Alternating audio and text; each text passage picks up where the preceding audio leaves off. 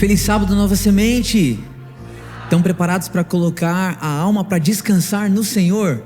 Faça um desafio para você. A gente fica tanto tempo conectado na semana, são tantas as coisas que roubam a nossa atenção e nos distraem. Queria te convidar a colocar o seu celular em modo avião nesse culto aqui.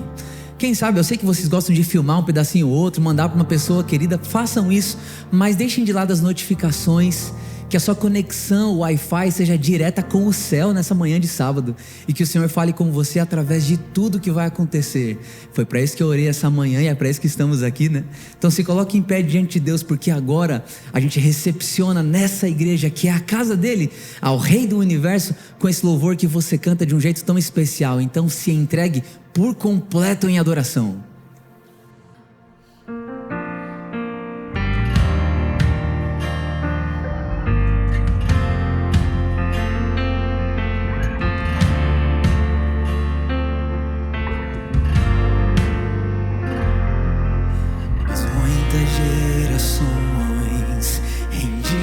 Em louvor, cantando ao Cordeiro uma canção. Os que em ti se foram e os que hão de crer, cantando ao Cordeiro uma canção. Que canção que é essa? Teu nome é o mais alto, teu nome é o maior, teu nome é sobre todos os tronos e domínios, governos e poderes. Teu nome é sobre todos e os anjos clamam santo, toda a criação santo. Exaltado és, santo, santo pra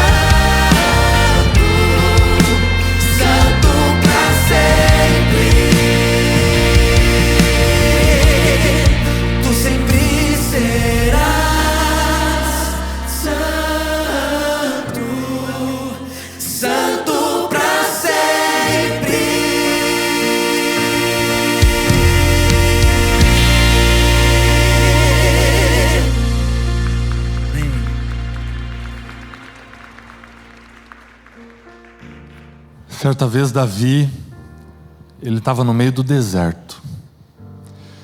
Ele tinha sido expulso de Jerusalém. O filho dele, Absalão, queria tomar o reino, tomar o trono. E Davi, no meio do deserto, sozinho, para qualquer lado que ele olhasse, o que ele via? Escassez, aridez. Ele olhava para o lado e não encontrava nenhum recurso que pudesse ajudá-lo a sair daquela condição ou a resolver o seu problema. O coração dele pesado, angustiado. E diante de tudo isso, ele escreve as palavras do Salmo 63. E é interessante notar ali qual é a posição, qual é a postura do salmista naquela condição. Porque ele não vai orar e vai pedir assim: Senhor, me tira desse deserto, me tira daqui, resolve o meu problema, acaba com essa angústia. Ele não vai fazer isso, porque ele entende o que ele precisa fazer naquele momento. E sabe como é que ele começa o Salmo 63? Ele começa assim: ó Deus, Tu és o meu Deus, por isso eu te busco ansiosamente. E olhando para aquela aridez do deserto, ele usa o deserto para fazer uma analogia que representava aquilo que ele sentia dentro. Ele vai dizer: a minha alma tem sede de ti, o meu corpo te almeja como terra árida, exausta, sem água. Talvez você tenha entrado aqui como Davi, sentindo um deserto aqui dentro. Talvez se sentindo sozinho, talvez sentindo que precisa preencher com alguma coisa, uma necessidade de algo que é tão escasso na sua vida como um deserto. E aí Davi diz assim: a minha alma tem sede do Senhor. Mas aí no verso 2 ele entende qual seria a solução para o seu problema. E ele entende que a solução não necessariamente seria ser retirado do deserto. Por isso ele vai dizer assim: eu te contemplo no teu santuário, e eu contemplo a tua força e a tua glória, porque a tua graça é melhor do que a vida, por isso os meus lábios te louvam. Ele não pede: Senhor, me tira desse deserto, mas sabe o que ele pede? Senhor, esteja comigo no meio do meu deserto. Porque essa é a melhor resposta que a gente pode ter quando a gente enfrenta os desertos da nossa vida. É a presença dele, porque ele pode transformar todas as coisas. E talvez Deus não te tire do deserto, mas você pode sair hoje daqui com uma certeza: Deus estará com você no meio dos seus desertos. E a melhor solução que a gente pode encontrar é olhar para Ele, é contemplar o Senhor, porque quando eu contemplo o Senhor no seu santuário, eu entendo quem Ele é. E aí meu coração pode ter paz, porque Ele é quem Ele é.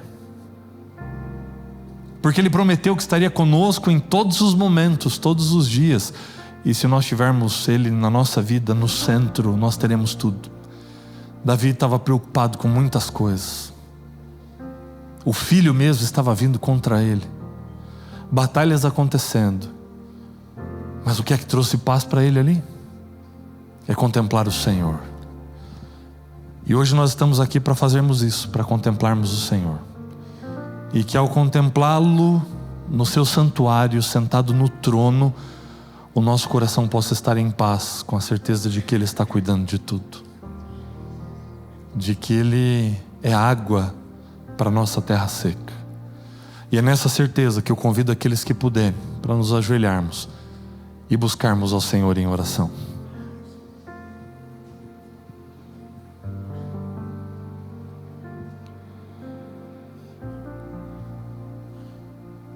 Querido Deus, muito obrigado pelo privilégio, pela oportunidade de estarmos juntos aqui. O Senhor sabe como nós chegamos, o Senhor sabe como está o nosso coração, e pode ser que para alguém aqui o coração se pareça muito com esse deserto que Davi também experimentou. E talvez durante essa semana nós já tenhamos olhado para todos os lados e não tenhamos visto resposta. Não tenhamos visto possibilidades de resolver essas questões que nos preocupam, que nos trazem ansiedade muitas vezes. Mas nesse momento nós queremos ajustar o nosso foco e ajustarmos o nosso olhar para contemplarmos o Senhor na beleza da Tua santidade. Queremos contemplar o Senhor assentado no seu trono, demonstrando que tem em suas mãos o controle de todas as coisas, e que o fato de te vermos, ó Deus, possa de fato acalmar o nosso coração, por refletirmos, por contemplarmos quem o Senhor verdadeiramente é.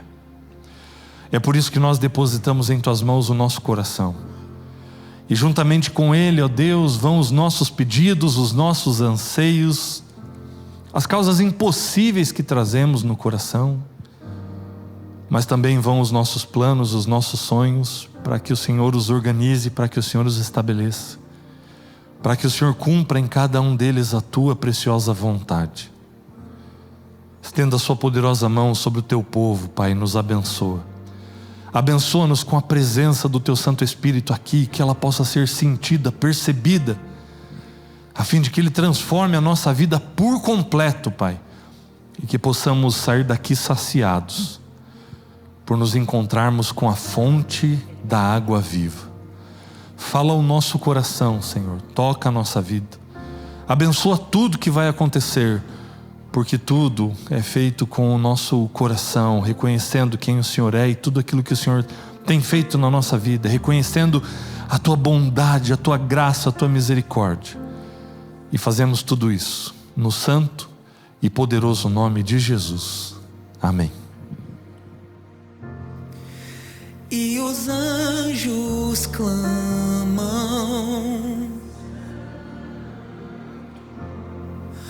toda a criação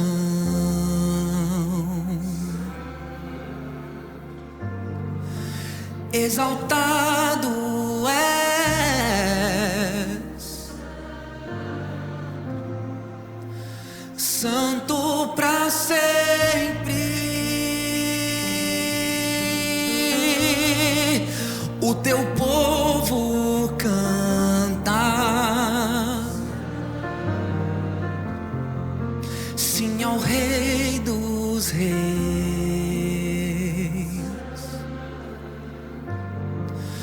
Tu sempre serás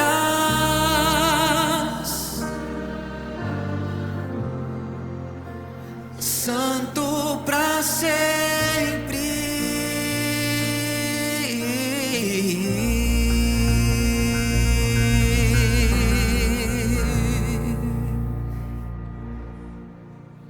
Você sabia que se não existisse o deserto do Saara, não choveria na Amazônia? Como assim, Wesley? Sim. O deserto do Saara, que tem um espaço de um pouco mais de 9 milhões de quilômetros quadrados lá no continente africano, compreende mais ou menos 11 países do continente africano, e esse tamanho é equivalente ao tamanho dos Estados Unidos, por exemplo, em território. Ocorre que todos os anos 22 milhões de toneladas de uma nuvem, de uma poeira, cruzam o Oceano Atlântico e pairam sobre a Amazônia. E é exatamente essa poeira que fertiliza o solo, todas as nuvens ali também faz chover e fertilizar o solo também. Há uma coisa muito interessante na natureza, porque ela há uma interdependência sistêmica muito interessante. E por que disso? São os ventos alísios que trazem essa poeira. E nesses ventos vêm fosfatos, sais minerais, que fazem com que essas nuvens, então, são formadas, as nuvens convectivas se formam, então toda a Amazônia acaba tendo fruto disso. Eu poderia citar aqui muitos exemplos dessa conectividade incrível, como as abelhas, as baleias também, como o nosso sistema ele é interdependente. Mas não quero cansá-lo. O fato é que nós também humanos, por talvez uma graça do nosso Criador, também somos interdependentes. Quando a gente vai ler 1 Coríntios 12:12, lá diz que assim como um só corpo, todos os órgãos são formados, também e compreende um único indivíduo. Também Deus assim é Cristo. há uma interconectividade entre nós, os nossos dons e talentos. 1 Pedro 4:10 vai dizer que os nossos dons devem ser utilizados a favor dos outros. Nós, como os administradores, e aqui da palavra grega na origem, economos, vai significar administrador, por exemplo, de uma casa ou de algo. Então nós somos administradores apenas dos nossos dons, e os nossos dons devem estar a serviço da coletividade, da sociedade, dos nossos membros, para que juntos então ofertamos um único serviço. Algo muito interessante, que há um texto no livro Obreiros Evangelísticos, na página 466, a Ellen White ela vai dizer o seguinte: a maneira efetiva e eficiente de você fazer a obra local crescer é quando você é abnegado e envia recursos para que os países então de outros locais também possam ter a obra efetiva. E você pode falar: Wesley, que loucura, não faz nenhum sentido. Você está falando então que quando eu tiro algum dinheiro, eu também dedico meu dinheiro para uma obra lá fora, é uma das maneiras mais eficazes e eficientes para fazer a obra local crescer? É exatamente isso que está escrito lá. Porque assim como um dia essa poeira de algum outro país, de vários outros países vieram para o Brasil e fez chover aqui, hoje nós temos a oportunidade de também enviar essa poeira, esses sais, para que possa também chover de maneira abundante em outros países. Nós somos um privilégio isso. E lembra, assim como somos administradores ali em 1 Pedro 4:10, para que nós possamos realmente exercer isso. Lembre-se, a lógica divina muitas vezes pode parecer loucura à lógica humana.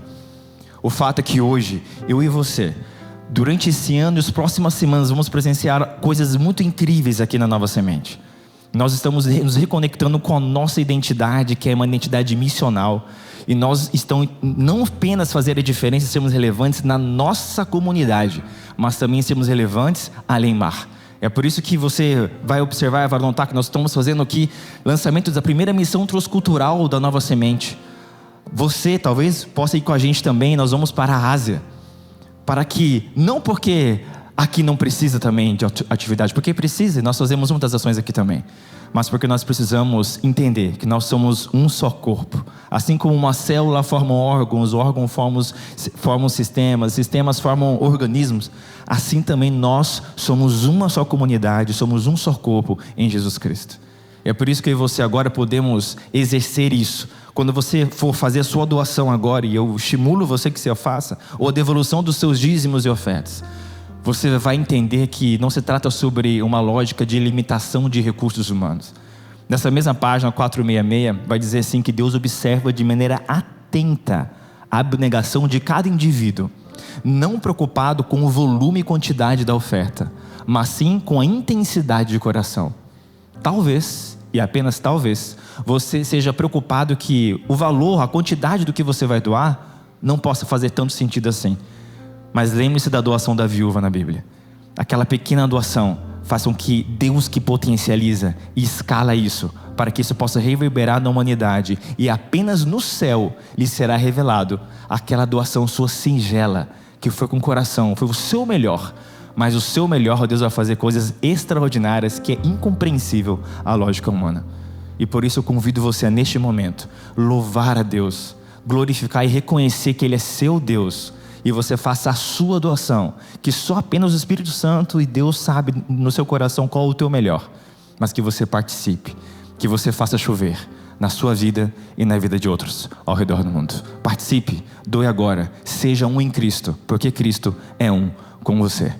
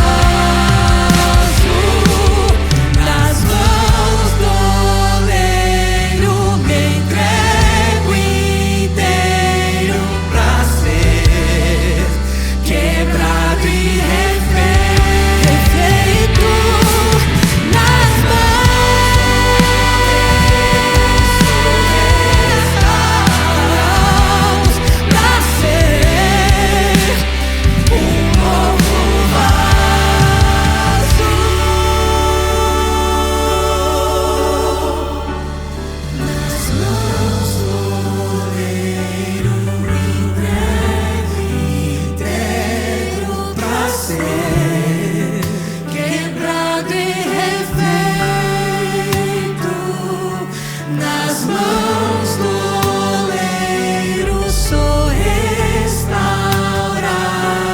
pra ser um novo vaso.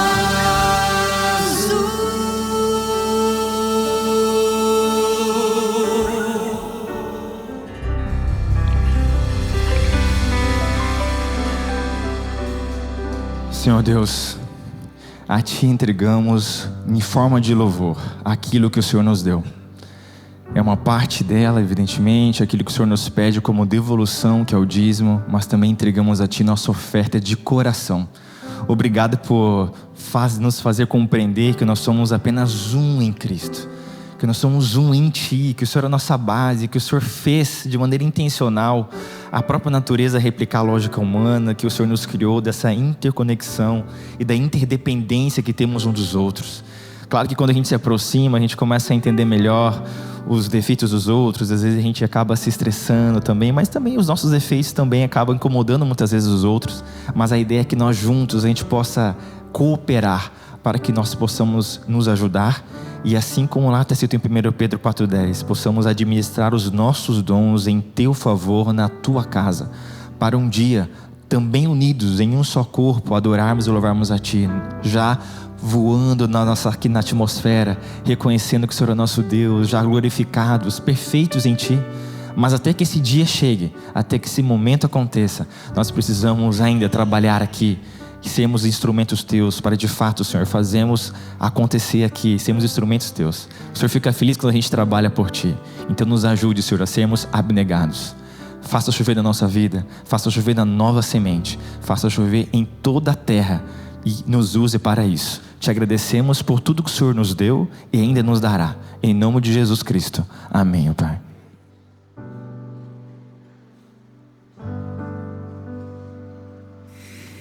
Tem uma música que eu queria ver se você conhece. Ela é assim, ó. Me ajuda, eu tô contando com vocês. Anunciai pelas montanhas e proclamai por terra e mar. E vocês conhecem? Que Cristo vai voltar. Porque quando a gente se envolve na salvação de alguém, é a gente que é alcançado e salvo no processo, né? Então se coloque em pé diante de Deus, porque a gente vai anunciar agora juntos aqui como um coral esse louvor tão especial que atravessa gerações.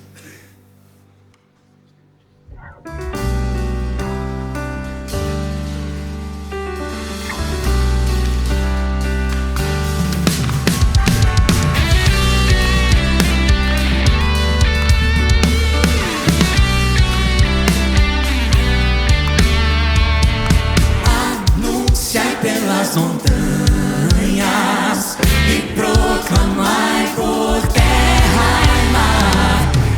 Anunciai pelas montanhas que Cristo vai voltar. Minha alma com Cristo jamais desanimou,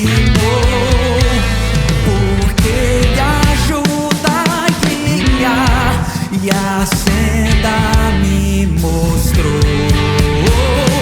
Anunciai pelas montanhas e proclamai por terra e mar. Anunciai pelas montanhas que Cristo vai voltar. Meu mestre divino, conduz-me pela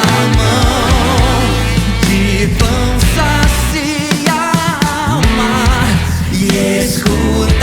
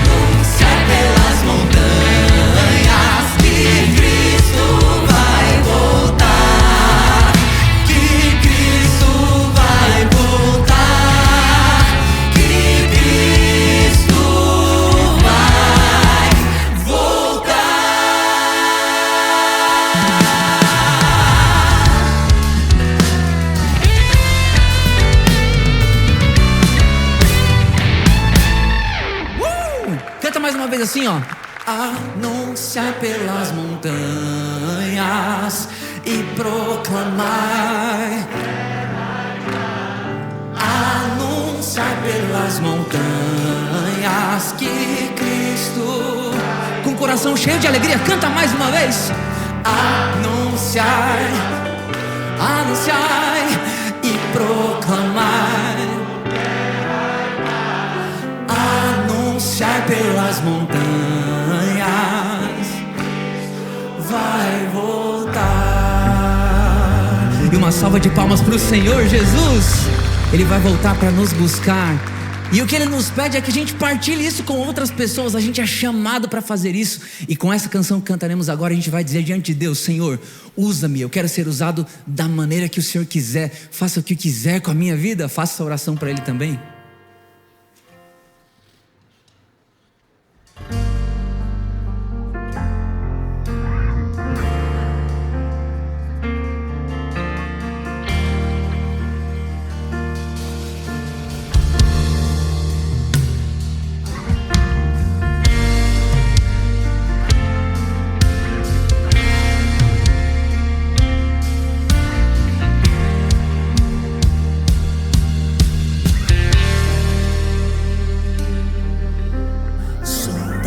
Senhor, e me conheces, quebranta o meu coração, transforma-me conforme a tua palavra e enche-me até que em mim se ache só a ti. Então usa-me, Senhor, usa-me como um farol que brilha à noite, como ponte sobre as águas, como abrigo no deserto, como flecha que acerta o alvo. Eu quero ser usado da maneira que te agrade, em qualquer hora e em qualquer lugar. Eis aqui a minha vida, usa-me, Senhor, usa-me.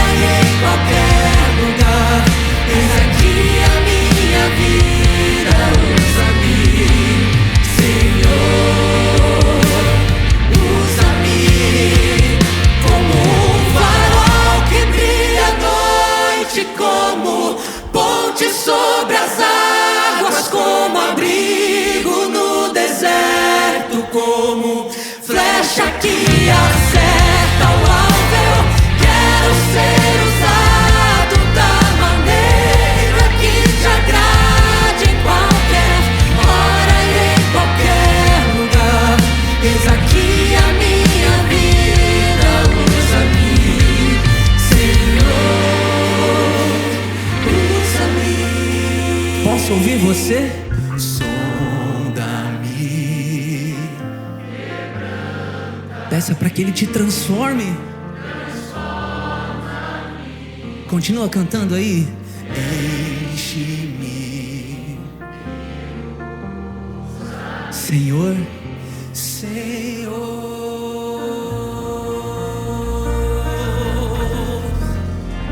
e nós assinamos essa oração em nome de Jesus, amém. Pode aplaudir ao nome do Senhor.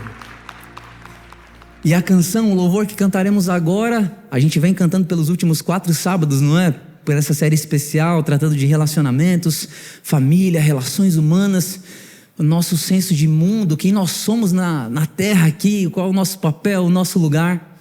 Eu estava até sentindo que talvez hoje seja a última vez que a gente cante essa música aqui. Eu acho que ela cumpriu o papel que ela tinha para nos lembrar de uma mensagem extremamente importante, de que nós temos valor, e o nosso valor é pautado e avaliado pelo sangue de Cristo, né? A música vai dizer assim, e essa frase carrega o tema, o título dessa música: não desista de sorrir. Quando você escolhe sorrir nesse mundo aqui do jeito que ele é, caído, enfrentando os problemas que você enfrenta, depois de ter separado de uma relação que você tinha muita expectativa que frutificasse em alguma coisa, depois de receber um diagnóstico difícil, saber que você terá uma luta dura para enfrentar, quando a sua família está passando por um momento difícil, uma fase complicada, quando no trabalho as coisas não estão bem, quando você escolhe, porque isso é uma escolha, é uma decisão, quando você escolhe sorrir diante dessas situações, é muito mais do que um conjunto muscular que se contrai, fazendo com que você esboce um sorriso falso, não. Isso é uma mensagem que você passa para você mesmo e para todo o universo, para todos os seres criados, animados e inanimados, aqueles seres celestiais e aqueles que caíram em pecado, para todo o universo, que você tem esperança, que você sabe que a vida não é isso aqui que a gente experimenta aqui, que a sua expectativa e experiência de vida não é você, em você mesmo, está pautada em uma coisa muito além de você. E as pessoas veem esse seu sorriso, pode sorrir, dá um sorriso bonito aí. As pessoas veem esse seu sorriso e através dele elas sabem que você tem uma razão mais especial para viver. E elas falam: ué, o que é isso? Como é que você consegue sorrir, ser uma pessoa alegre, motivada, que tem sempre uma coisa boa para dizer, que coloca as pessoas ao seu redor para cima, quando você tem uma história de vida tão difícil? Quando conhecendo você, a pessoa sabe as lutas as quais você enfrenta, as dificuldades que você tem, ela vê no seu sorriso algo diferente, e esse algo diferente é Cristo agindo e transparecendo através de você. Nós cantaremos essa música aqui, talvez pela última vez hoje, como um último recado e lembrete do céu para você. O refrão vai dizer assim, ó: mas eu vim para te dar motivos para crer, vim para mostrar que sua vida vale o sangue de um Deus. Eu vim para que tenha esperança de viver eternamente sorridente, me amando como sempre te amei. E aí Cristo diz: eu vim, não desista de sorrir. Você tem valor, você é um filho muito amado de Deus.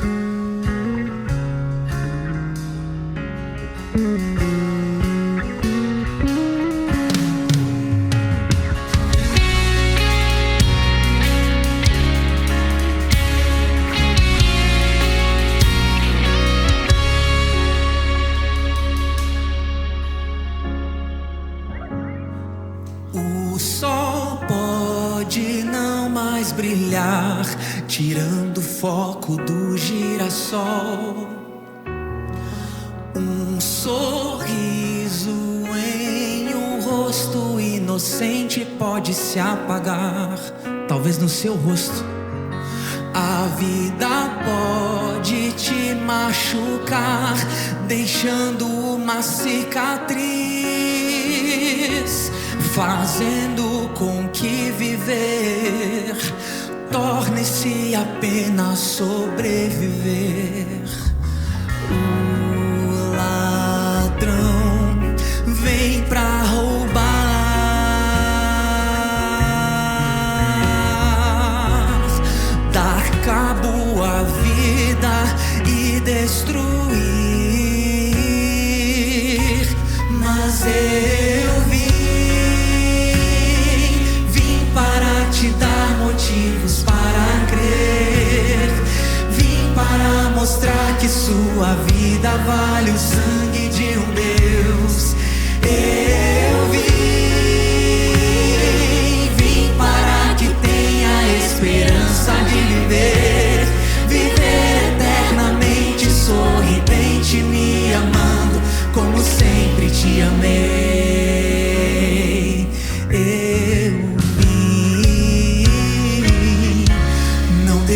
desista de sorrir.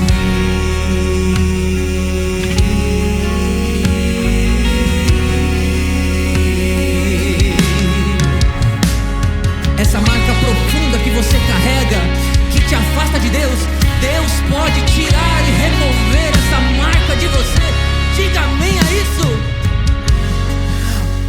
Uma mãe pode do seu filho se esquecer, andar de bicicleta sem um pai pode doer. Você pode estar em meio à multidão e sentir-se só, tomar rios d'água e sedento continuar. Sou a voz que clama por ti no deserto. Me ouça e enfim o saciarei. Eu saciarei, pois eu vim para te dar motivos para crer, vim para mostrar que sua vida vale o sangue de um Deus. Eu vim para que tenha esperança de viver eternamente sorridente, me amando como sempre te amei. Sou a luz do mundo em dias de escuridão. Sou o pão da vida, alimento ao coração. Sou a calmaria em mar revolto. Eu sou Deus, sou seu Criador. Você é meu. Eu vim para te dar motivos para crer, vim para mostrar que sua vida vale o sangue de um Deus. Eu vim para que tenha esperança de viver eternamente sorridente, me amando como sempre te amei. Eu vim, não desista de sorrir.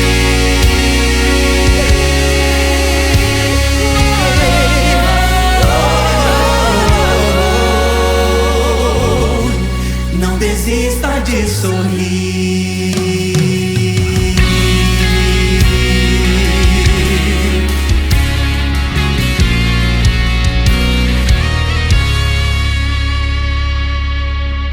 E se você entendeu essa mensagem, canta mais uma vez assim, ó. Mas eu vim para te dar motivos para crer, vim para mostrar que sua vida vale o sangue de um Deus. Eu vim para que tenha esperança de viver eternamente sorridente, me amando. Eu vim, não desista de sorrir. Amém.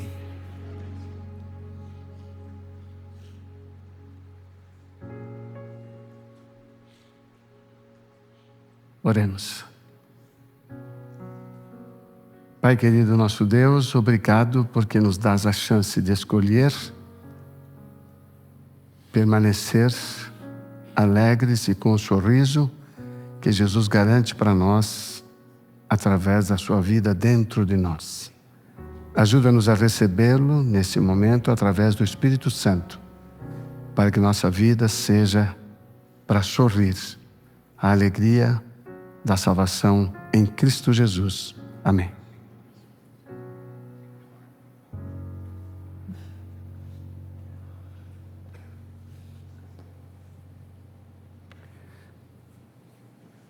Duas palavras. Parabéns pela fidelidade e pela coragem com chuva paulistana. Muito bom. Louvado seja Deus pela presença de vocês. Para eu poder me atualizar aqui, quantos não estiveram nas outras duas mensagens da série Pilares do Relacionamento Saudável? Quantos não estiveram?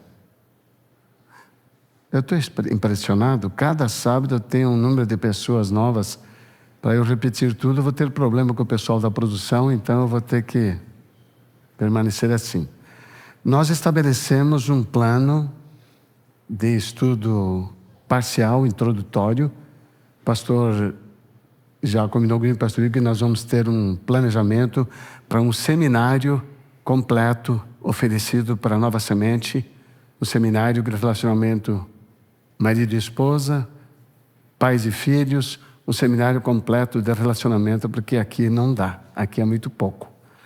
Mas nós estabelecemos esse plano em cima de 4 pilares que sustentam o relacionamento saudável. O primeiro, eu comigo. O segundo, eu com Deus. O terceiro, eu com o próximo, que é o de hoje. E o quarto seria eu com o meu semelhante. O meu semelhante vai esperar.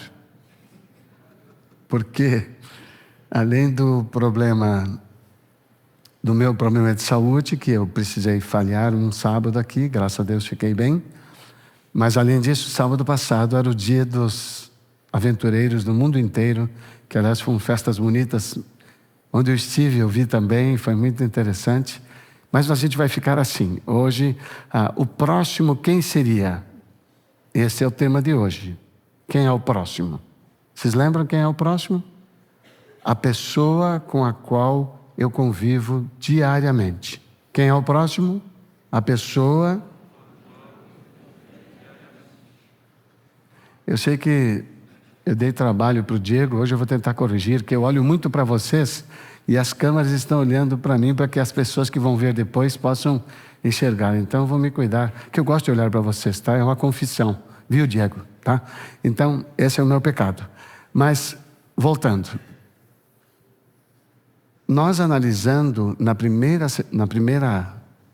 sessão, na primeira palestra, nós entendemos que dos 4, eu comigo, eu com Deus, eu com o próximo, eu com o meu semelhante, nós fizemos um levantamento, uma pesquisa, e nós constatamos que o mais difícil é eu comigo.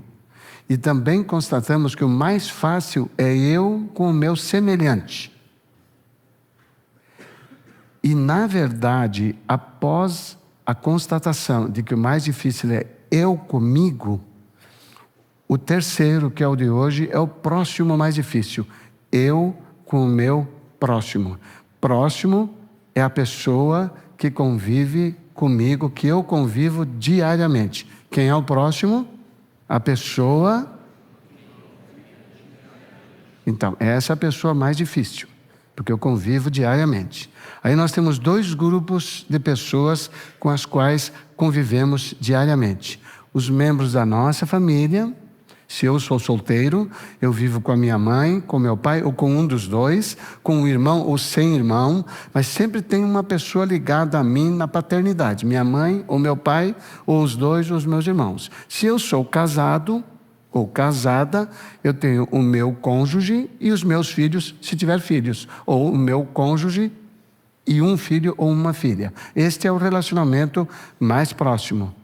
O próximo é o do trabalho. Então, eu vou para um escritório, eu vou para uma fábrica, eu vou para uma atividade que eu convivo com as mesmas pessoas todos os dias.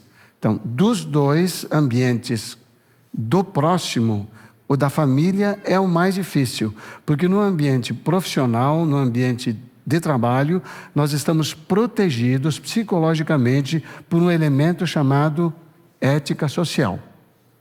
Então, na ética social, eu sou exigido de que me comporte bem, senão eu sou retirado daquela sociedade. Sou demitido da empresa, eu perco um cliente, ou perco um funcionário, se eu sou chefe, se eu sou dono. Então, na sociedade onde eu convivo todos os dias, mas numa relação profissional, numa atividade profissional, nesta relação eu estou protegido, ou seja, eu me comporto melhor por causa da ética social. Eu não sou melhor. Prestem bem atenção, mas eu me comporto melhor por eu ter a necessidade de proteger a sobrevivência do meu trabalho, a manutenção do meu trabalho.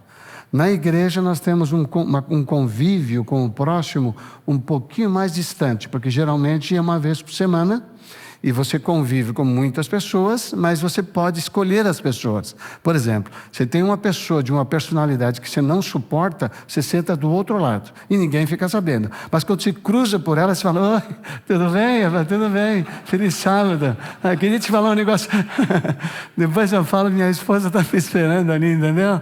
Tá, então eu fico assim, eu mantenho a imagem por causa da ética social e me protejo. Ai, não suporto aquele cara. Ih, aquela mulher é uma sábia, mas quando pega, começa a falar, não para mais. Ai, tudo bem, obrigado. Ai, linda, prazer vê-la de longe, não ver de perto. Então, nós estamos protegidos por esse componente. Ficou entendido aqui, então? Qual que é mais difícil? O próximo. E dos próximos a gente vai ver qual que é o mais difícil ainda. Jesus estava respondendo a uma pergunta de um perito da lei. Já tratamos disso no primeiro dia que conversamos aqui. Jesus estava sendo interrogado por um perito da lei para ser pego em alguma coisa. Ele estava dando um golpe em Jesus. E ele perguntou para Jesus o que ele faria para herdar a vida eterna. O outro, no texto de Mateus, ele pergunta qual que é o mandamento mais importante da lei. Então, nos dois casos, a pergunta, o assunto é o mesmo, o interlocutor de Jesus é o mesmo, é o intérprete da lei, mas na descrição de Lucas, que se baseou em informações recebidas, esse intérprete da lei pergunta: que farei para herdar a vida eterna? Ele está preocupado com a salvação. O registro de Mateus diz: qual é o mandamento mais importante da lei? Jesus respondeu: o mais importante mandamento é amarás o Senhor teu Deus, aí agora me ajudem, de todo o teu coração, todo o teu entendimento, todas as tuas forças e toda a tua alma. Dá para decorar isso, anjinhos do Senhor? Dá para decorar? Será? Estou pedindo muito, o tio está pedindo muito para vocês, tá? Não, né? Então vamos juntos. Amarás o Senhor teu Deus de todo o teu coração, de todo o teu entendimento, de todas as tuas forças e de toda a tua alma. Vocês estão bem? Muito bem. O tio está contente. Então tá bom. Nós estamos entendendo que existem 4 aspectos que nós precisamos trabalhar no nosso psique, ou seja, na nossa pessoa, para podermos amar. Coração, emoções, pensamento, a parte intelectual, cognitiva, que às vezes atrapalha muito. A força, que não é natural, você vai ter que se esforçar. Amar é fruto da vontade. E, finalmente, o ser todo, não pode escapar nada. Então, nós trabalhamos nos outros segmentos, que quando uma pessoa não está bem consigo, por causa da maneira como foi criada, essa pessoa não consegue amar a Deus, e não amando a Deus, ela não ama mais ninguém, nem a si própria. Prestem bem atenção, porque no mandamento de Jesus, na resposta de Jesus, ele disse: e o segundo... No caso de Mateus, o sujeito não perguntou o segundo, só perguntou qual é o maior. Ele falou o maior e em seguida disse: o segundo, em Mateus, semelhantemente amarás o teu próximo como a ti mesmo. No texto de Lucas, no fim da apresentação de Jesus, o intérprete da lei perguntou para ele: quem é o meu próximo?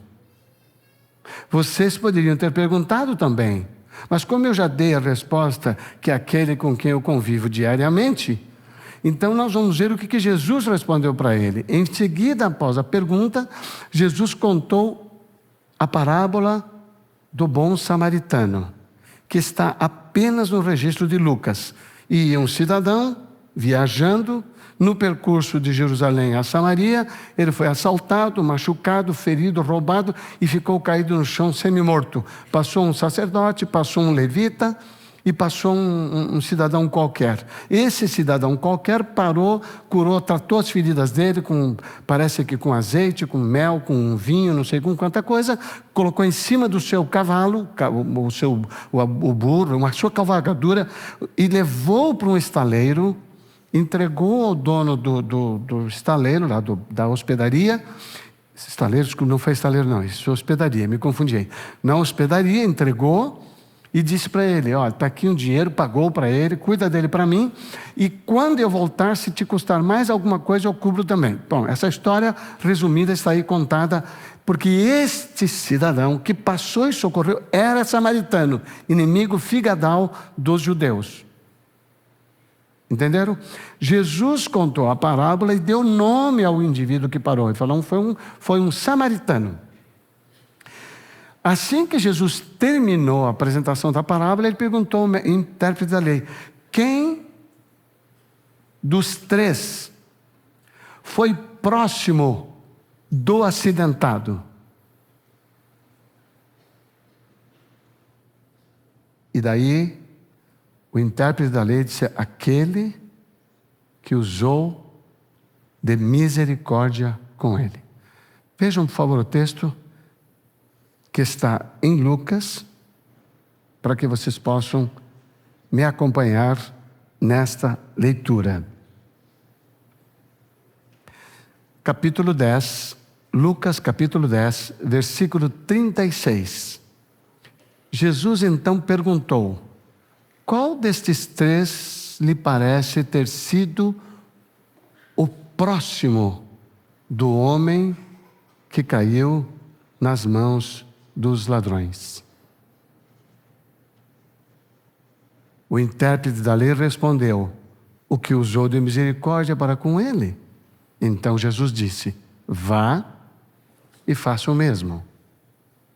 Percebam que na apresentação do mais importante mandamento, citado por Lucas e Marcos, e a resposta de Jesus: que farei para lhe dar a vida eterna? Ele colocou o mandamento amar a Deus sobre todas as coisas. E em seguida, o segundo é amar o próximo, amarás o teu próximo como a ti mesmo. E Jesus para de falar da relação do indivíduo com Deus. Ele não dá ênfase, porque os indivíduos, no texto de Mateus e Marcos, perguntaram qual é o mandamento mais importante. E ele logo disse: amar a Deus sobre todas as coisas, de todo o coração, todo o entendimento, todas as forças, toda a alma.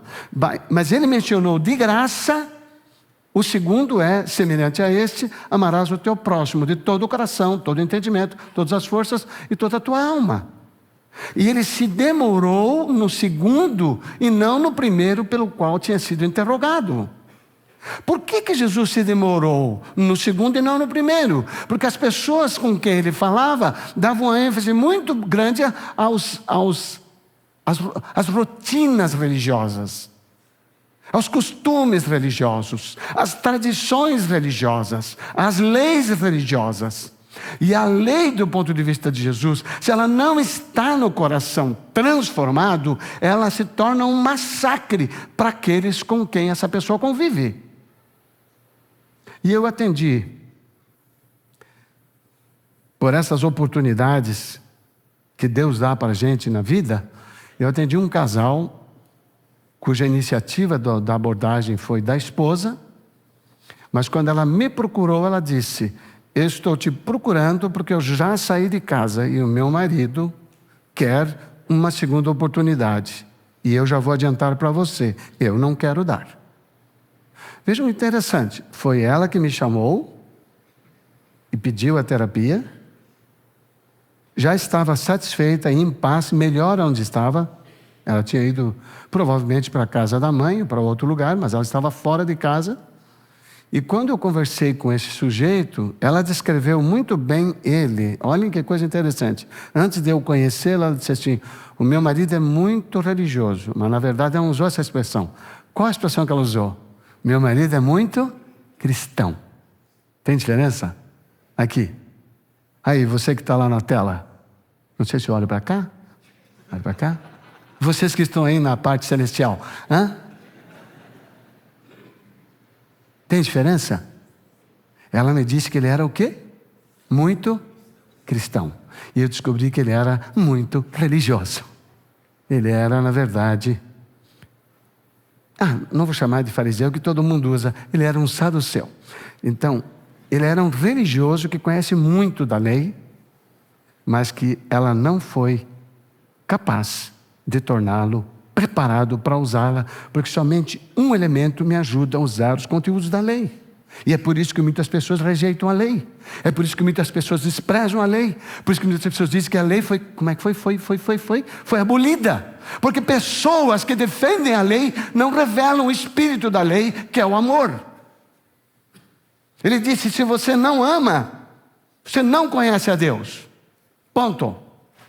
Então, se você não conhece a Deus, qualquer lei que você use irá massacrar quem está perto de você. Mas ele não está dizendo: então, com isso, se você não tiver lei, você é melhor que o outro. Não, os dois estão errados. O que não tem lei vai para o inferno, e o que tem a lei sem o espírito do amor também vão. Eles vão se encontrar lá. Nossa, mas eu falava para você sem lei, e você está aqui também.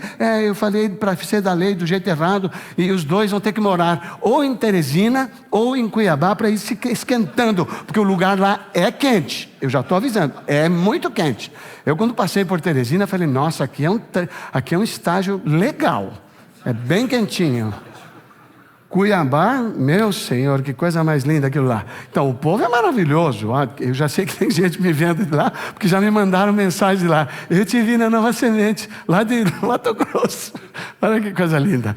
Então, mas não tem nada a ver. Pode morar lá se quiser, mas isso já dá um preparo. Então, o que importa mesmo, é que a lei sem amor, ela é um massacre. E esse cidadão, ele era religioso. E eu comecei a trabalhar com eles no processo. E ela persistentemente não queria. O que acontecia com ela? Ela era uma pessoa de natureza lenta e sossegada. Então ela era boazinha. O lento e sossegado... Não precisa levantar a mão, é que tem uns lentos aqui no meio. Sabe, devagar, quase parando.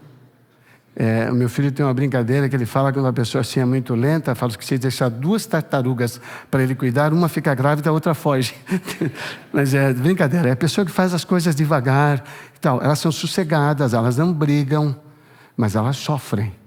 E por sofrerem caladas, o agressor verbal, ele não descobre que está fazendo isso, e ele vai repetindo isso até que a pessoa chega a um nível de profunda depressão, que é quando ela não desiste, não sai da relação, ou ela se estressa, conta para alguém, familiares às vezes, e sai da relação. Então a saída não é a alternativa que cura, a saída é conversar sobre o que está acontecendo. E isto você não consegue fazer se no momento que você começa a falar, o outro já te corta e já te condena.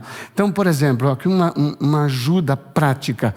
Quando você está casado, ou quando você tem um filho, mais de um filho, ou um filho, não importa. Quando uma pessoa, o cônjuge ou uma criança, demora para responder, ou é mais lento nas suas reações, isso não é inventado, está nele.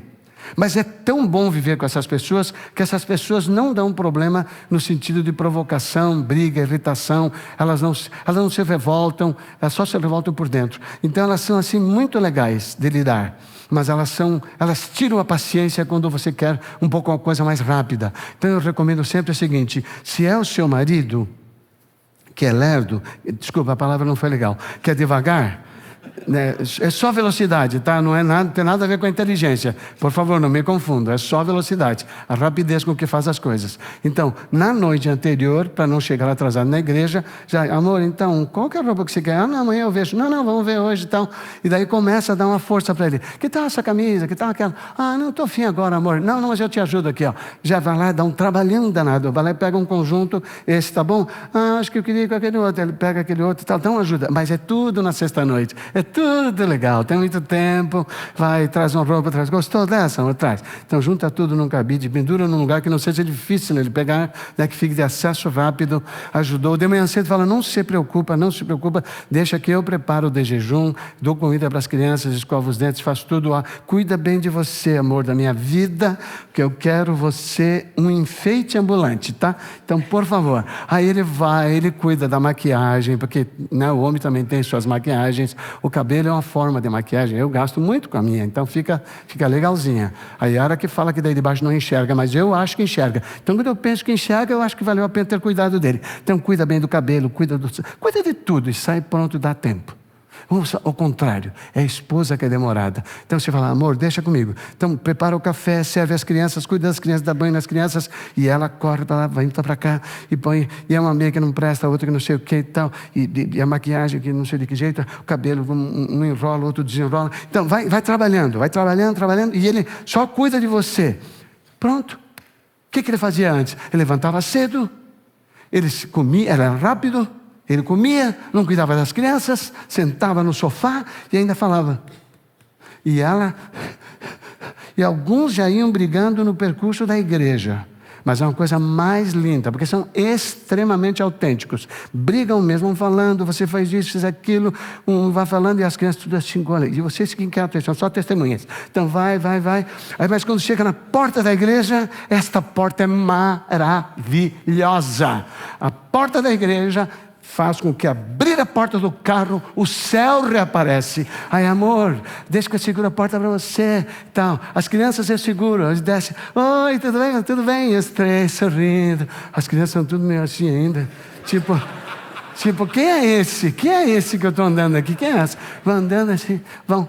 E daí chega lá. Então, mas, isso, logicamente, aqui nessa área, na área daqui da Paulista, isso aqui isso é só interior, sabe? Que não tem. Enfim, quando vocês descem aí, eu não vejo. Está tudo bem. Bom, esse cara tinha uma coisa legal. Ele era extremamente sincero e honesto. Então, vamos gravar uma frase aqui entre nós. Um conceito. Sinceridade não é suficiente. Então, quando o meu marido, a minha esposa ou o meu filho errar comigo, sinceramente, isto não é suficiente. Esta pessoa, minha esposa, meu marido, meu filho, ou meu pai, minha mãe, que errou comigo, errou de fato. Vamos fixar nossa ideia nisso aí. A pessoa sincera, com boas intenções, atingindo o sentimento do outro, errou de fato. Com intenção? Não. Me ajudem. Com intenção? Não. Mas a sinceridade mudou o resultado?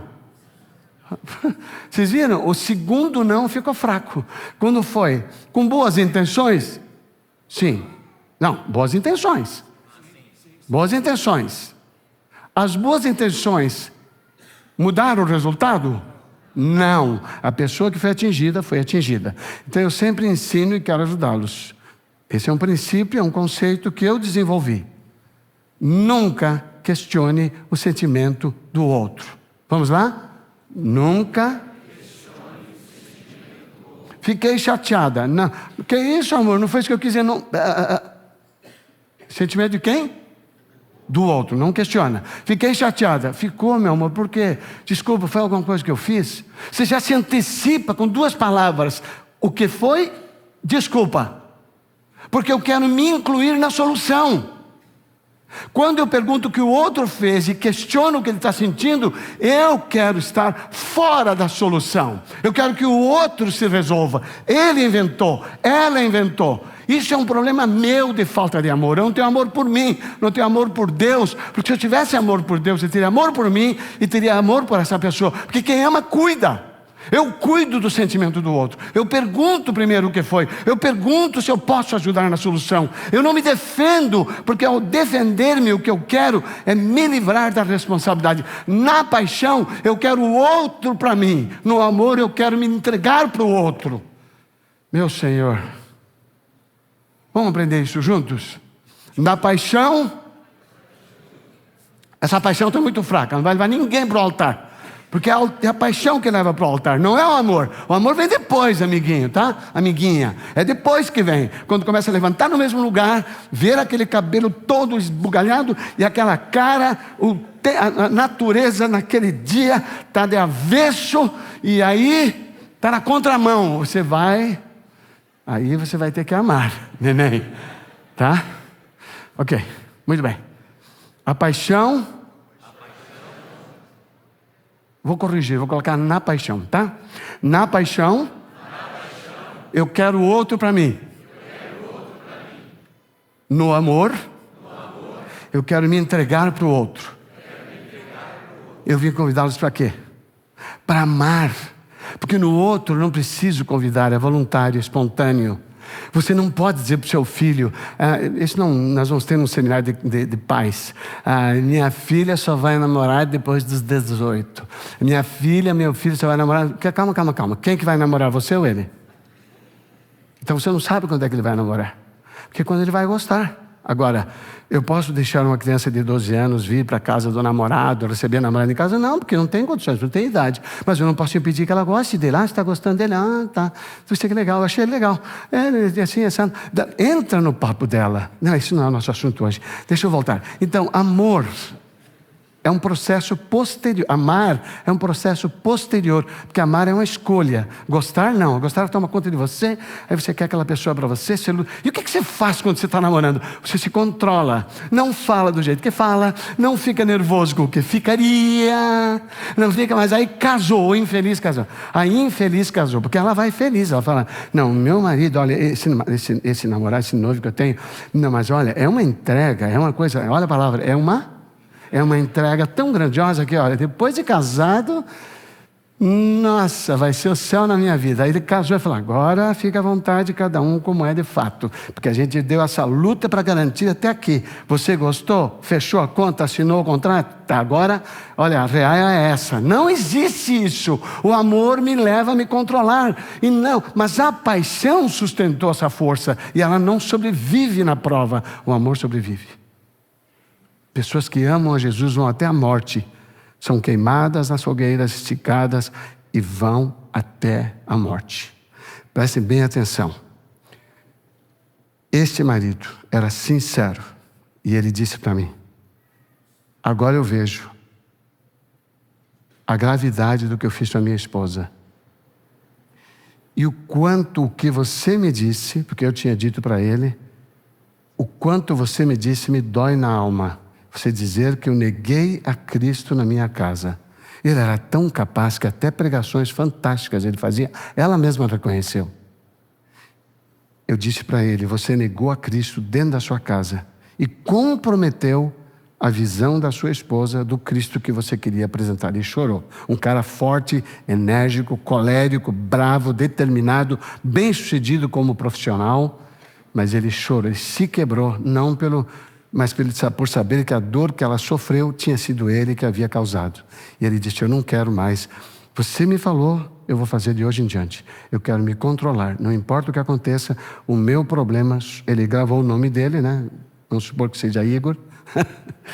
Vamos fazer assim que fica legal. O meu problema é o Igor, é o meu Igor, né? O meu problema é o Edemar, sou eu. Então, quando ele descobriu isso, ele trabalhou isso. E ela ainda, como as mulheres são assim, né? As mulheres, os homens quando entendem já começam a agir. Eles falam, mas é fácil assim, é fácil assim. Eles começam a executar, ela fala assim, sei não. Ele está fazendo isso, mas é só porque está indo na terapia. Eu não vou acreditar ainda não. Então ela não se solta, ela não se entrega. Ela continua na casa da mãe.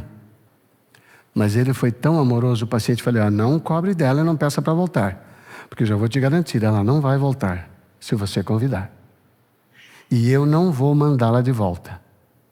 Mas eu já vou te avisar minha profecia. Se você a estiver amando de verdade, ela vai me perguntar: posso voltar? Porque senão ela estaria estragando tudo. Eu falei: eu vou pensar. Na verdade já podia, mas eu falei: vou pensar. Ela ficou mais uma semana e ele passou no teste e ela voltou. Foi um dos tratamentos mais rápidos na minha experiência ultimamente. Em menos de 3 meses ela estava de volta para casa. E ele, mesmo ela repetindo algumas falhas naturais dela, da sua personalidade, ele persistiu e ainda me falou: eu sei que o problema não é ela, nem o que ela faz, sou eu. Isto é o quê? Qual que é a palavra? Isto é amor. Ele não depende do outro. Amar é negar-se. Olhem o que diz a palavra de Deus na carta do apóstolo Paulo aos... nós temos um texto no capítulo 9 de Lucas 9, 23 e 24, que diz assim, a pergunta foi: quem é o meu próximo? Aquele que usou de misericórdia. O que é usar de misericórdia? O que é usar de misericórdia? Eu mereço? Eu mereço o amor de Deus? Me ajude. Eu mereço o amor de Deus, sim ou não? Mereço ou não? Não, Ele nos amou quando nós éramos ainda pecadores, éramos seus inimigos, então eu não mereço. O que Ele ofereceu para nós? Misericórdia, graça e misericórdia. Então, quando eu for oferecer, quando eu usar de misericórdia, aquele sujeito prostrado na estrada, ele não tinha direito nenhum que levasse o samaritano ou o sacerdote ou o levita a salvá-lo. Não era obrigação deles. Ele não tinha méritos. Ele não tinha relação anterior. Você, se o seu filho cai, você vai correndo e socorre. Se o seu marido ficar doente, se a sua esposa ficar doente, você corre e leva para o hospital. Um estranho você não leva. Um estranho você não tem nenhuma ligação com ele. Outra pessoa deverá levar. Mas esse sujeito não era parente nenhum deles. E este homem parou para atendê-lo. Então, Jesus estava mostrando que a misericórdia não depende de quem é, mas de quem está próximo, precisando de você. E no capítulo 9 de Lucas, no versículo 23... ele diz: se alguém quer vir após mim, negue-se a si mesmo. Dia a dia, tome a sua cruz e siga-me.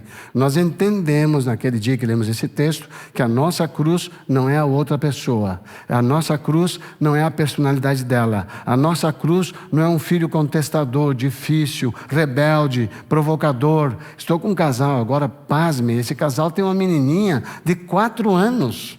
De 4 anos. Estão em terapia matrimonial. E agora as crianças estão interferindo no progresso deles. Ela olhou para mim e falou: essa menina falou para mim, filha, não faz assim. Ela falou: eu vou fazer. Aqui quem decide sou eu. 4 anos. 4 anos. Quem decide sou eu. Ela falou: essa é o que eu tenho. Ela chorou. Ela teve conflitos com essa menina, chorou. E eu estou procurando agora, nós vamos separar uma sessão só para eu falar com ela sobre como proceder para trabalhar com essa natureza. Essa natureza fortíssima dessa menina, essa menina é uma joia. Essa menina faz parte do grupo que dirige o mundo. São essas pessoas que tomam as mais importantes decisões, são as pessoas que lideram melhor o mundo. Essas pessoas são essenciais e importantes, mas precisam ser educadas, precisam ser treinadas na obediência, precisam ser levadas ao autocontrole, porque o autocontrole é o que mais te capacita a exercer o amor, a misericórdia sobre os outros. Essa menina não tem paciência por natureza, ela terá que adquirir pelo aprendizado. O autodomínio próprio, o pai e a mãe podem ajudar nessa fase, que ela ainda não é moral. Ela vai ser, mas ela tem a base do caráter até os 5 anos. E ela vai construir em cima desta base o seu caráter. Então não se descuide, por favor, com isso aí. No versículo 24... diz: pois quem quiser salvar a sua vida, a perderá. E quem perder a vida por minha causa, esse a salvará.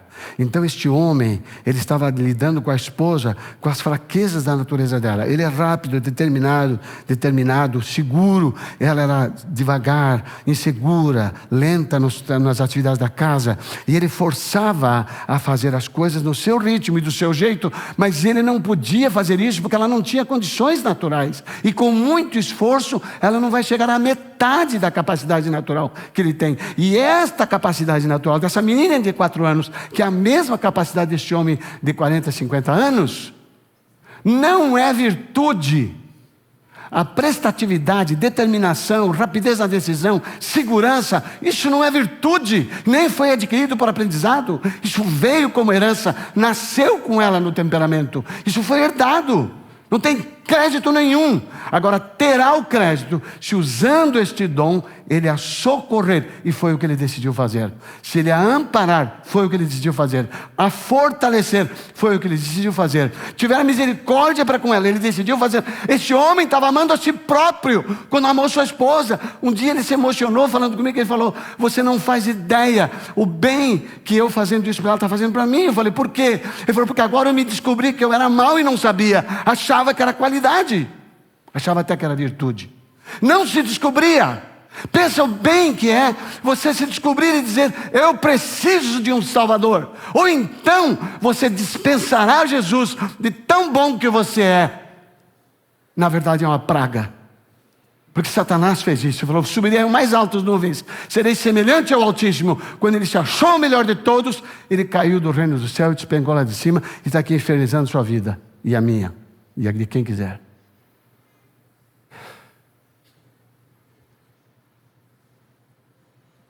Amar é negar-se a si mesmo. No livro de Paulo aos Coríntios, falando do amor, nos versículos 4 e 5, ele diz: o amor é paciente. Pare e pense: você é paciente? Não levanta a mão, nem olha para a esposa, fica no seu interior examinando. Se é culpado, confesse. Se está bem, faça, tá? Mas não olha para o lado, tá? O amor é paciente. Você é paciente? O amor é bondoso. Não é bonzinho.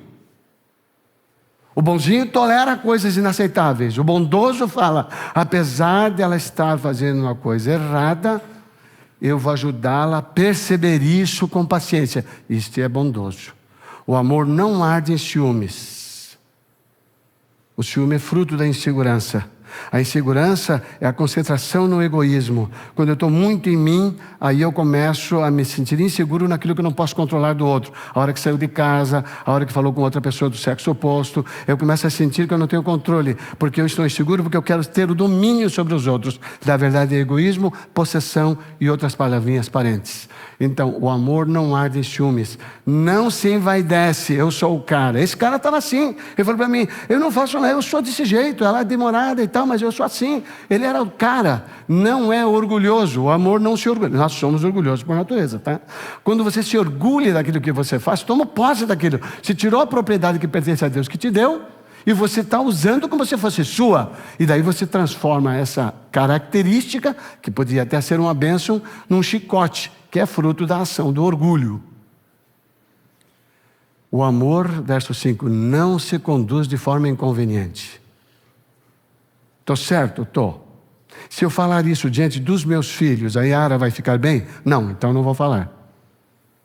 Eu havia executando uma disciplina para os filhos inadequada. Eu fiquei quieto. Quando um dos três se rebelou contra ela, eu falei: com quem que você está falando?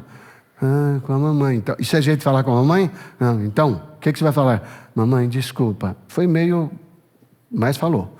Então, mas ele entendeu que não vai passar dessa linha. Aí ela continuou resolvendo o problema. Resolveu o problema. Quando saiu, nós dois, no quarto, eu falei: querida, se ali você saiu fora da linha, eu acho, por causa disso. Aí, quando ela percebeu que eu já tinha conversado antes com eles, ela recuou e disse: tem razão. Então, quem vai resolver lá essa falha de comunicação? Não sou eu, é ela. A mesma pessoa que deu a ordem equivocada, forte demais, é ela que volta e diz: filha, filho, desculpa, a mamãe não sabia que vocês tinham falado com o papai, e aqui eu queria corrigir o que eu fiz, mas você sabe que isso aí é errado. Sabemos. Desculpe então a maneira como eu falei com vocês, e eu não sabia desse fato. Então, você deixa que a própria pessoa faça isso, e você a fortalece. Então, o amor não se conduz de forma inconveniente, não busca os seus interesses. A paixão quer o outro. Vamos lá, juntos? A paixão quer o outro.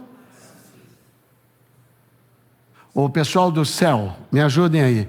E vocês aqui, silêncio, escutem as testemunhas, tá bom? A paixão pessoal de cima não veio? A paixão quer o outro para si. Mas eles também são fracos, desculpa. Mas eu achei que pessoas perto do céu seriam bem mais fortes. Então, a paixão quer o outro para si. O amor quer entregar-se ao outro. Então pense, quando você está buscando os seus interesses na relação, mesmo estando certo, o que você está fazendo? Não está amando. Porque o amor entrega-se para o outro. Não se irrita e não se ressente do mal. Então a Yara fez uma coisa que eu não gosto, já conversada, e ela já sabe. Como ela já sabe, eu deduzo que ela não deveria repetir uma vez que sabe. Mas como a característica da natureza dela, da sua personalidade, é fraca naquele ponto, ou é forte, né? É um ponto que ela tem dificuldade de controlar, eu vou levar em consideração que não foi da sua vontade, mas sim fruto da sua natureza. Então, isto é não me ressentir do mal. Foi ruim? Foi. Mas eu não vou permitir que o que eu senti domine a minha razão para falar com ela. Ao contrário, eu vou lá fora, respiro fundo, volto e digo: o que aconteceu que você repetiu aquilo? Eu repeti? A pessoa que tem a tendência ou característica repetida, ela não percebe que falou ou não percebe que fez. Você dá a ela o benefício da dúvida, que todo policial americano é ensinado e é repetidamente, todo ano, feito um treinamento para que ele atenda o infrator com o benefício da dúvida. Ele para, e eu fui parado já logo no primeiro ano, uma coisa linda, fiquei 21 anos, aquilo me salvou. Ele parou, o Edemarzinho, brasileirinho, uma faixa, uma highway com 5 faixas, e lá está o exit, que eu não sabia, tchom, tchom, tchom, tchom, e ele parou. Sabe o que eu te parei? Falei para ele assim: não, I don't know. Ele falou, eu falei, se for pela velocidade, que ali era 55, eu estava a 70 milhas. Então, se for pela velocidade, tem gente correndo mais que eu. Já fui aí falando. Ele fez assim: não parei você por causa da velocidade, mas pela manobra perigosa que você fez mudando de faixas. Você tem que esperar 10 segundos em cada faixa para que possa mudar para a próxima. Eu respondi a coisa mais linda de responder isso, né? Eu falei, eu não sabia. Ele falou, mas devia saber. Você tem carteira de motorista? Eu tenho. Eu já tinha. Já estava na mão dele. Então, se você tem, aí fez a multa, somando tudo, velocidade, porque mais, deu 230 lindos dólares. Ele falou, então. Eu falei, eu me assustei. Ele falou, não se assuste, se quiser você pode ir para a corte. Olha, o que ele me deu? O que ele me deu? O benefício da dúvida. E eu fui para a corte, paguei 42 dólares. Olha que legal. Fui para a corte, o juiz me perguntou, culpado ou inocente? Eu falei, culpado. E eu falei, eu queria dar uma explicação. Pode falar. Falei, eu fiz coisa feia, muito perigosa, eu não sabia, mas devia saber. Eu já fui usando a dica do policial. Não, eu devia já saber e tal, mas eu fui ler, ele tinha razão. E aquele incidente mudou a minha vida, e de hoje em diante eu não vou mais fazer a manobra que eu fazia antes. Ele falou, explicação aceita, eu vi os seus recordes, você não tem nenhuma multa aqui, tá? Dismissed, você paga lá 25% da multa. Benefício da dúvida.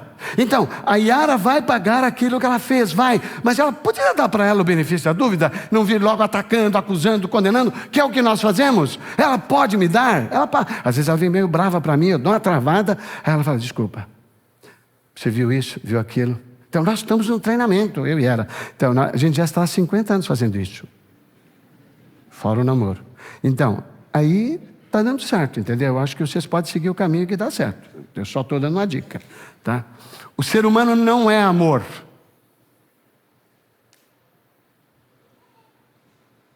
Vamos aprender?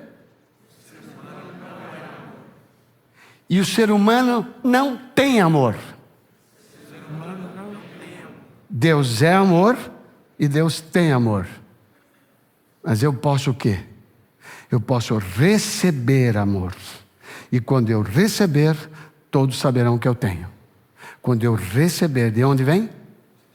Jesus disse: se eu permanecer em vós e vocês permanecerem na minha palavra, os frutos de vocês serão exatamente iguais à árvore. Ele falou: eu sou a videira, vocês os ramos. Então ele falou: permaneçam em mim. Então o que nós estamos empreendendo mais do que tudo nesta série da Nova Semente? A nossa tremenda necessidade de permanecer em Cristo e termos o Espírito Santo para lidar com a nossa natureza, que não fomos nós que escolhemos, nem nossos pais, infelizmente, coitados, mas foi a transição do pecado ao longo de milênios que deu essa carga de desafio para cada um de nós.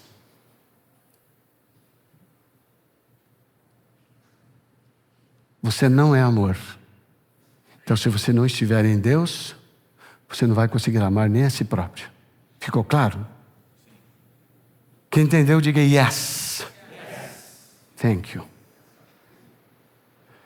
1 João, no capítulo 3, no versículo 11, diz assim: desde o princípio, amar é imperativo. Desde o princípio, amar é imperativo. Isso que diz ali. Porque é o que está escrito ali. Porque a mensagem que vocês ouviram desde o princípio é esta: que nos amemos uns aos outros. Esse é um processo garantido. E na primeira carta de João, no capítulo 4, verso 21, ele completa essa mensagem, capítulo 4, na primeira carta de João, capítulo 4, no versículo 21, ele completa essa referência, nos mostrando que não é possível você ter estado com Deus se você não está amando. Um rapaz de 20 anos, a mãe me procurou, ele não se acerta com o pai, e o pai não se acerta com ele, os dois dos Estados Unidos, morando no estado de Connecticut. Os dois estavam se desentendendo. O pai chegou aos Estados Unidos adulto, não falava inglês. O filho chegou com 4 anos, falava inglês fluente, como nativo, como cidadão. Tinha uma empresa, o pai e a mãe eram os donos da empresa. Ele agora com 20 anos trabalhava na empresa, fazia contato com os clientes. A mãe falava um inglês razoável, dava para se comunicar bem, ele não conseguia. Ele desprezou o pai pelo desconhecimento da língua e se colocou sobre ele. E este rapaz foi colocado na terapia antes do pai. A mãe falou comigo, depois o filho. Uma mãe determinada, uma mãe líder, que compensava essa questão do pai, mas uma mãe bondosa. Ela não estava julgando sobre ele, mas o filho estava. Ele dava a entender para o pai que o pai era incompetente. Fazia questão de falar em inglês perto do pai, que o pai não entendia. E ele puxava um assunto com o cliente de maneira exuberante, e o pai olhando, era de fazer pena. E o pai foi se encolhendo e estava numa baixa autoestima tremenda e já em estado depressivo. E esse homem veio para mim e falou: não foi ele que fez, foi você que fez. Falei para ele: você absorveu o que seu filho falou e aceitou, porque você já pensava isso de si mesmo. Ele falou: não, ele já pensava. Eu quero saber o seguinte: se quer mudar isso, não quer, então muda o modo de pensar. Trabalhamos, mas o mais importante foi o rapaz. Falei: agora você vai fazer o seguinte, vai dar oportunidades de seu pai acreditar nele mesmo, que não acreditei. Esse menino começou a fazer. Ele chamava o pai e dizia: pai, deixa comigo, que isso não é sua responsabilidade, isso é minha, deixa que eu faço. Aí ele falava o seguinte: olha, o meu pai colocou sobre mim essa responsabilidade, então eu faço com vocês. Pai, você pode aguardar que eu resolvo aqui e tal. Tirou o pai desse constrangimento com os clientes, trabalhou a elevação e quando chegou numa decisão, eu falei para ele: é como se você preenchesse um cheque pronto e ele só assinasse. Chegue com o negócio já resolvido e fala: pai, olha, seguindo o seu conselho, e tá aqui, olha, o que você acha? Não, tá bom, filho, excelente, muito bom. Não demorou muito. Foram 4 meses, este homem era outra pessoa, voltou a receber o crédito daquilo que ele é, não daquilo que o filho era, aquilo que ele era. E o filho falou para mim, ele falou: olha, deixa eu te falar um negócio, eu não amava uma pessoa tão querida que é o meu pai, e eu quero te agradecer, porque agora eu vejo que pai que eu estava perdendo, porque eu estava estragando. Estou resumindo muito, só para vocês verem quando uma pessoa começa a amar. Quando ela precisa amar o outro, na verdade, ela tem que amar a si própria e tem que mudar a sua relação com Deus. E ele fez isso, seguiu um devocional que eu recomendei, passou a comungar com Deus. Esse menino, todas as manhãs, começava o dia com Deus, orava. Eu disse: você precisa, não é o seu pai nem sua casa, é você. E ele sentiu que precisava, mas ele recebeu quando precisava. E eu quero levar vocês a 1 João, no capítulo 4. No versículo 21, e o mandamento que dele temos é este. Olha como ele resume a experiência de Lucas, Mateus e Marcos. Olha lá. E o mandamento que dele temos é este. Me ajudem em voz alta. Quem ama a Deus, ame também o seu irmão. E no versículo 16, ele completa. Nós conhecemos o amor e cremos nesse amor que Deus tem por nós. Deus é amor. E aquele que permanece no amor, permanece em Deus, e agora o mais bonito, e Deus nele. Vamos repetir essa parte? Deus, juntos, Deus é amor. E aquele que permanece no amor, agora parem. Quem é que eu estou precisando amar mais? São os meus semelhantes que me provocam, que me desafiam a sair do meu regular e me controlar. Então, olha, Deus é amor. Aquele que permanece no amor, ou seja, trabalhando isso, amando a si próprio, amando o próximo, amando a si próprio, amando o próximo. Aquele que permanece no amor, permanece em Deus. E Deus permanece nele. Aquele que permanece no amor,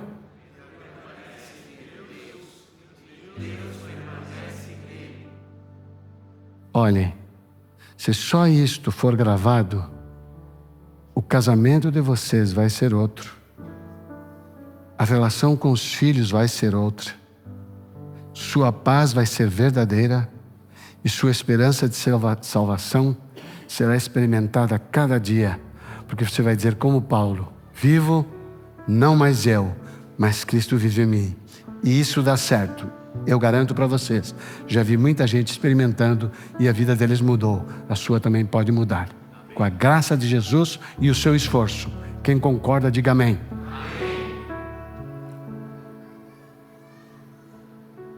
Não é água da vida, mas mata a sede. A da vida transforma a vida. Que Deus te abençoe.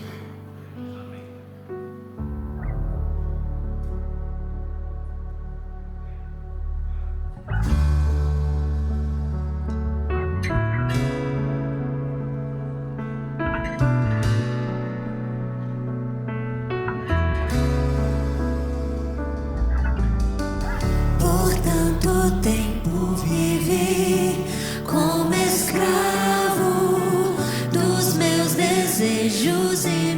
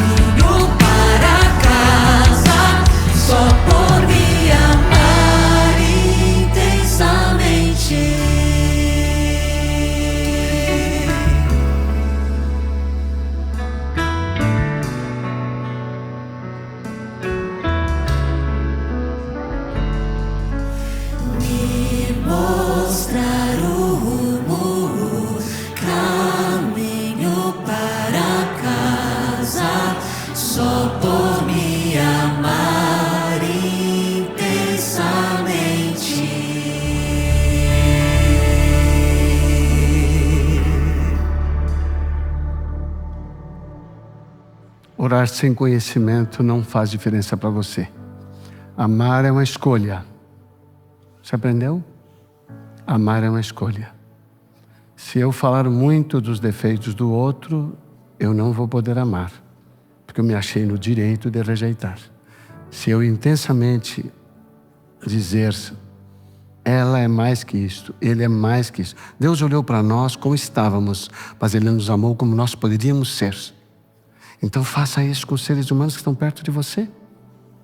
Então diga agora, eu reconheço, seja honesto, eu reconheço que não tenho amado intensamente. E agora eu quero saber de vocês, quantos querem dizer, Senhor, eu não sou capaz por mim, mas eu quero te amar mais, a ponto de amar mais a mim mesmo e ter assim condições de amar os meus semelhantes, mas principalmente o meu próximo. Quem quer fazer isso? Amar de verdade. A história da nossa casa não vai depender do outro, vai depender de mim. Eu quero mudar essa história. Mantenha a sua mão, por favor. Pai querido, esta mão levantada é a confissão da nossa fraqueza. É a confissão da nossa dependência da Tua mão, da Tua graça e do Teu poder. Em nós não há amor. Em nós não há poder para amar. Mas em Teu Espírito há esse poder. E em Jesus a capacitação. O Seu amor dado por nós é suficiente para, olhando para Ele, podermos amar quem está perto de nós. Ajuda-nos, Senhor, a usar de misericórdia para com aquele que vive conosco e depende do nosso amor. Dá-me a graça de amar, assim como tenho sido amado em Cristo Jesus. Amém. Que a graça do Senhor esteja com todos e que a gente tenha um grande começo de vida familiar diferente. Também diferente. Essa é a Nova Semente, uma experiência real e transformadora com Deus, e que você tenha na presença dEle um bom restante de dia, amém?